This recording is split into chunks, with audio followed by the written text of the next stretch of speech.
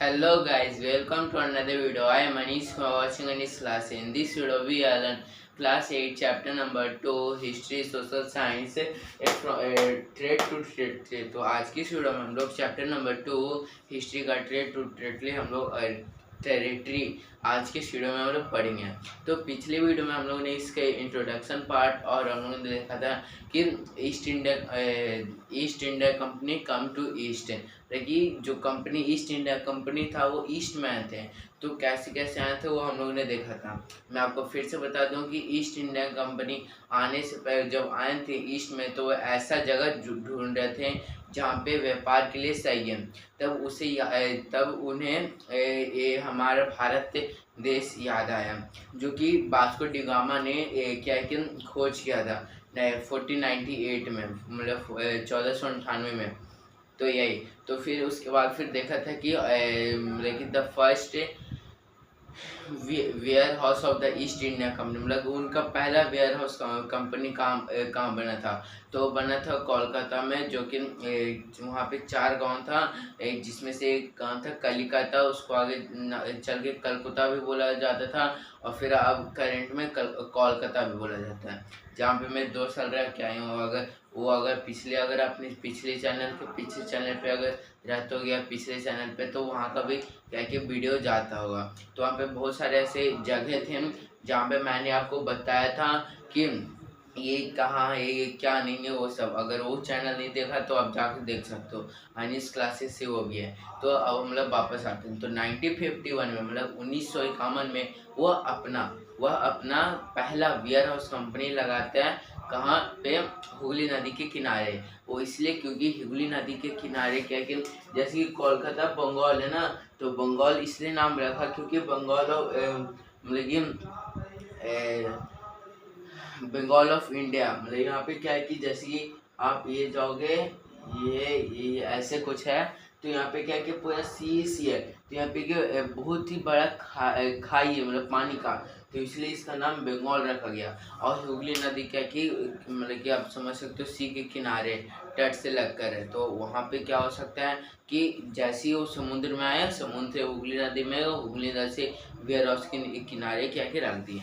तो ये इसलिए वो गए। अब देखते हैं कि इस वीडियो में हम लोग पढ़ेंगे कि सबसे पहले how trade led to battle, मतलब कैसी जब ईस्ट इंडिया कंपनी जब वो व्यापार करने के लिए आए थे, तब वो लड़ाई करने की शुरू क्यों की।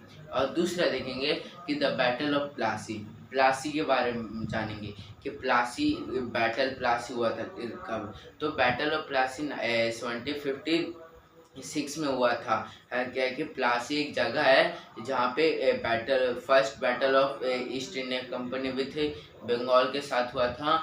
और ये बहुत ही हिस्टोरिक इसलिए रहा गया क्योंकि ये फर्स्ट वॉर था जो कि ईस्ट इंडिया कंपनी जीता था, और वो भी इसी एक कंपनी होकर पूरे बंगाल के नवाब को हरा दिए। और इसमें बंगाल बैटल ऑफ प्लासी में कोई एक रूलर नहीं था, 3 रूलर थे।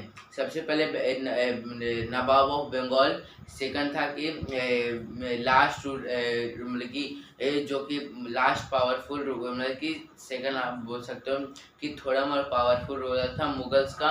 और थर्ड में बंगाल ऑफ अवध। आपका ये होमवर्क है कि आप 2 का मतलब कि आप नवाब ऑफ मुगल्स का, जो कि बैटल ऑफ प्लासी में शामिल थे, और नवाब ऑफ अवध का नाम कमेंट बॉक्स में कीजिए।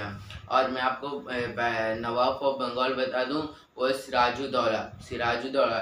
इससे क्या कि 2 नाम है, सिराजुद्दौला और सिराजुद्दौला, सिराजुद्दौला और सिराजुद्दौला। इसमें कंफ्यूज नहीं हो गया, ये 2 ही नाम है, लेकिन एक बेटा एक बाप है, आप समझ सकते हो। तो अब चलो शुरू करते हैं। तो फ्रॉम ट्रेड टू ट्रेड। तो इससे पहले मैं आपको बता दूं कि पिछले वीडियो में हम लोग ने जाना था कि मुगल्स एम्पायर का सबसे लास्ट रूलर और पावरफुल रूलर कौन था? औरंगजेब की मृत्यु कब हुई? 1707 में, मतलब 1707 में औरंगजेब की मृत्यु हो गई। उसके बाद क्या हुआ कि कोई भी पावरफुल मुगल नहीं रहा, और जो भी मतलब कि पावरफुल रूलर रह गए उनमें से एक है क्या कि सिराजुद्दौला क्या कि पावरफुल रूलर थे बंगाल के। तब क्या होता है कि औरंगजेब औरंगजेब क्या है कि कोई एक मामूली इंसान नहीं था। उसके वजह से आप बोल सकते हो, उसके वजह से मीर जाफर, वो बाद में देखेंगे। तो औरंगजेब क्या करता है कि जो ईस्ट इंडिया कंपनी है उसको क्या दे देता है कि आपको टैक्स फ्री, जैसे कि जहाँ पे ज़मीन है वहाँ पे आप उठाओगे ना फैक्ट्री, वहाँ पे आपको कोई टैक्स नहीं देना पड़ेगा। जैसे कि अगर आपने पैसे लिया तो कंपनी की तरफ से आपको कोई भी 30% का टैक्स नहीं देना पड़ेगा। इस तरह से टैक्स फ्री कर दिया। उसके बाद फिर उससे क्या है कि पैसा नहीं लेने लगे। तो इस कारण क्या हुआ कि औरंगजेब जब तक रहा, जब तक ये सब चला कि पैसे नहीं लेंगे।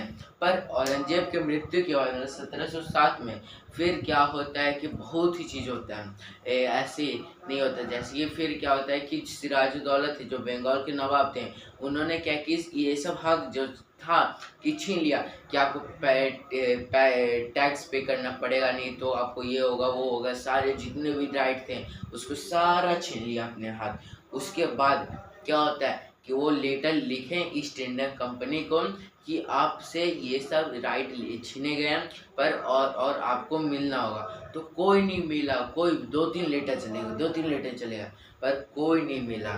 तब फिर क्या होता है कि बंगाल के नवाब को गुस्सा आ जाता है। अब पता है आपको कि अगर नवाब को अगर गुस्सा आ जाता है तो क्या करते हैं, तो लड़ाई हो जाती है। तो मैं सबसे पहले आप बता दूं, नवाब नवाब मैं बोल रहा हूँ तो नवाब क्या है, तो आप नवाब को बोल सकते हो किंग। किंग मतलब छोटा मोटा किंग, छोटा किंग, बड़ा किंग नहीं। बड़ा किंग तो जो कि भारत के ऊपर राज करता है वो हुआ बड़ा किंग। छोटा किंग अब मान लो नवाब को, जो कि नवाब को। तो बंगाल का जो किंग था, मतलब छोटा मतलब कि किंग था, वो कौन था, सिराजुद्दौला। इसलिए मैंने आपको बोला था कि बंगाल के नवाब कौन है, या मतलब किंग कौन है, सिराजुद्दौला। अब आगे देखते हैं। तब वो फट पाया। तब क्या होता है, बैटल ऑफ प्लासी में होता है। बैटल ऑफ प्लासी 1756 में।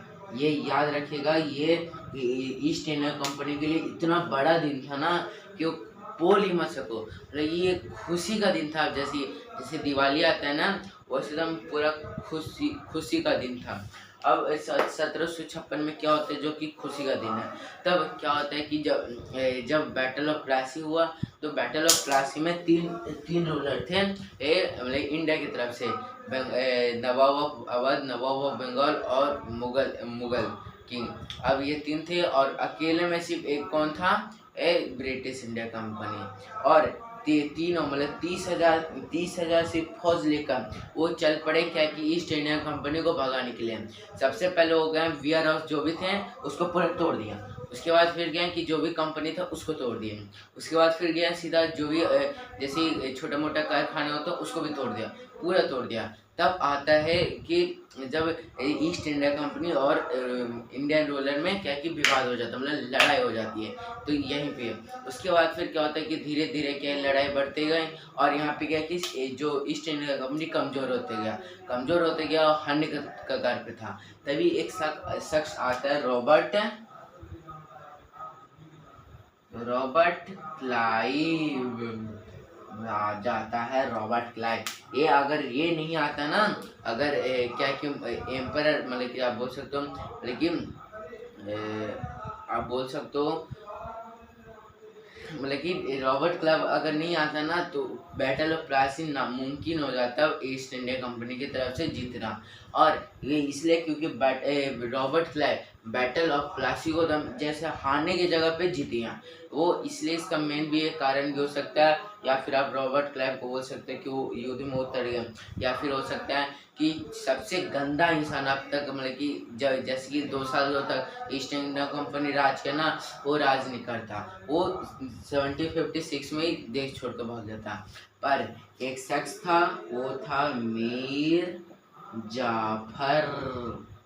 जैसे काम वैसे, मतलब जैसे का नाम वैसे का जाफर, सिर्फ झालमुरी बजाते रहता है, झालमुरी झालमुरी झालमुरी। झाल बजाते रहता है। वो इसलिए मैं आपको कह रहा हूँ क्योंकि मीर जाफ़र कोई आम इंसान नहीं है, वो एक सबसे मतलब कि गद्दार इंसान आप बोल सकते हो, जो कि सिराजुद्दौला का आप बोल सकते हो मंत्री मतलब कमांडर था, जिसके कारण वो लालच में आकर वो ईस्ट इंडिया कंपनी के से हाथ मिला लेता है। उसके बाद क्या बोलता है कि ये मीर जाफ़र रॉबर्ट क्लाइव को बोलता है कि तुम मुझे बंगाल का नवाब बना दो, मैं तुम्हें ये पूरा युद्ध जिता दूंगा। तब वो क्या करते हैं, ऐसे करते हैं और फिर इस दुष्ट के कारण क्या है कि सिराजुद्दौला को कब्जे में कर लेते हैं और हार गए। ये हुआ बैटल ऑफ प्लासी। अभी खत्म नहीं हुआ, अभी और है। उसके बाद फिर जब क्या कि मीर जाफर क्या कि बनते हैं, तो उससे पहले ये जो बैटल ऑफ प्लासी जब जीते थे, तो ईस्ट इंडिया कंपनी के हाथ में इतना भारी मतलब क्या बोल सकते इतना खुशी आएगा ना, क्योंकि उसके अलावा और कोई है ही नहीं। क्योंकि 3-3 रूलर को अगर कोई मान लो एक अकेला आदमी 3 आदमी को अकेला मार दिया, तो सोचो क्या होगा। तो अकेला 3 आदमी को मार दिया, तो उसके साथ बहुत सारे लोग थे और इधर से भी बहुत सारे लोग थे। तो क्या क्या फीलिंग हो जैसा कि 3 रूलर को एक साथ ही हरा दिया। तो यह है। तो उसके बाद फिर ये बहुत ही सक्सेस का बोल सकते हो कि सक्सेस बैटल था। और उसके बाद फिर धीरे धीरे क्या है कि मीर जाफर बन जाता है। तो मीर जाफर नवाब बन जाता है, गद्दार आप बोल सकते हो, गद्दार बोल सकता हूँ। फिर मीर जाफर जब बनता है तो उसके बाद क्या होता है उसके बाद यह होता है कि धीरे धीरे जब वो देखने लगता है कि जो ईस्ट इंडिया कंपनी वो क्या कि बंगाल ऑफ नवाब से पैसे ही लिए जा रहे, दे नहीं रहा है। उसके बाद फिर मीर जाफर क्या कि कॉन्क्वेस्ट करता है, मतलब कि क्या कि लड़ाई करता है, उसके मतलब कि आवाज़ें उठाता है, पर आवाज़ उसको बंद कर देता है और इसकी जगह मीर कासिम को लाया जाता है। मीर मीर कासिम शक से जो मतलब कि सिराजुद्दौला के बाद थर्ड रूलर बना, मतलब कि फर्स्ट ये था, सेकंड ये बोल सकता हूँ। मीर कासिम क्या कि था कि सेकंड रूलर बोल सकते हो सिराजुद्दौला के बाद। सिराजुद्दौला के बाद सेकंड रूलर। उसके बाद फिर क्या होता है कि मीर कासिम क्या कि जैसे मतलब East India Company Mir Qasim को नवाब बनाता है बंगाल का, तब वो क्या होता है कि सीधा बैटल करने पे आ गया, क्योंकि उसके साथ गलत हो रहा है ना, तो सीधा बैटल पे आ गया। तो फिर आता है the battle of Buxar, battle of Buxar. ये है बैटल ऑफ बक्सर, अब बोल सकते हो बैटल ऑफ बक्सर, जिसमें क्या है कि जो मीर कासिम है वो क्या है कि ईस्ट इंडिया कंपनी को हराने चला था। सबसे पहले गद्दारी की मीर जाफर ने, उसका परिणाम भोगा। उसके बाद फिर मीर कासिम कोशिश किया, पर हाथी मतलब कि भैंस गई पानी में, फिर से हो गया। जो भी थोड़ा मोड़ा ताकत था वो भी चला गया। तो यही है। तो फिर बैटल ऑफ बक्सर हार जाता है। ये कब होता है आप बताइएगा कमेंट बॉक्स में। ये एकदम तुरंत ही हो गया था, 5-6 साल बाद ही हो गया था। तो आप कमेंट बॉक्स में बताएगा। उसके बाद फिर क्या है कि धीरे धीरे ईस्ट इंडिया कंपनी क्या है कि जो बंगाल है उससे क्या है कि 5 लाख रुपए, संग्रह 1000 10,000 लाख, 5 लाख रुपए का डिमांड करते थे हर माह। लेकिन 5 लाख रुपए बंगाल को ईस्ट इंडिया कंपनी को देना पड़ रहा है। एक मामूली सा कंपनी मतलब कि पूरे विदेशी कंपनी को बंगाल के नवाब दे रहे हैं। उसके बाद फिर क्या है कि ईस्ट इंडिया कंपनी को इतने से भी नहीं मुनाफा हुआ, तो धीरे धीरे लैंड मतलब कि बढ़ाते गए। उसके बाद फिर उन्हें दीवानी राइट मिल गया। दीवानी राइट का मतलब है कि जैसे कि बंगाल है ना, तो उनके पास ये हक है कि जितने भी बंगाल के एरिया है ना, वहाँ से वो टैक्स कलेक्ट करे। और वो कितना टैक्स कलेक्ट करे वो राजा को परवाह नहीं है, पर राजा को सिर्फ यह काम है कि जैसे कि मान लो कि 100 रुपये राजा मांगता है एक गांव से, और एक आदमी पे 1 रुपया। तो क्या करेगा अब ईस्ट इंडिया कंपनी कि 100 की जगह 150 रुपये मांगेगा एक गांव से, और एक आदमी के ऊपर 1.5 रुपीज़, जो कि पहले अगर आप सोचोगे कि 1700 बस बहुत ही पुराना है। मैं आपको हाल फिलहाल में बता दूं, जब 2000 में क्या कि 2 रुपये में 6 महीने के मतलब मसाला आ जाया करता था। दादी बोलती थी कि 2 रुपये में सिर्फ मसाला। तो सोचो पहले कितना रुपये होगा। और वहीं पे क्या कि 5 लाख रुपए बंगाल को देने पड़ते थे। तो सोचो कितना पैसा है। तो आई होप आपको समझ में आ गया। फिर धीरे धीरे दीवानी राइट्स मिले, उसके बाद फिर क्या किया, अपना अपना बढ़ाया समझाया। अब इसके बाद फिर जानेंगे आगे। अगर आपको वीडियो अच्छी लगे तो लाइक शेयर और सब्सक्राइब करना मत लगा। Thanks for watching, bye bye. अगर आपको कुछ क्वेरी होगा तो कमेंट बॉक्स में पूछ लीजिएगा।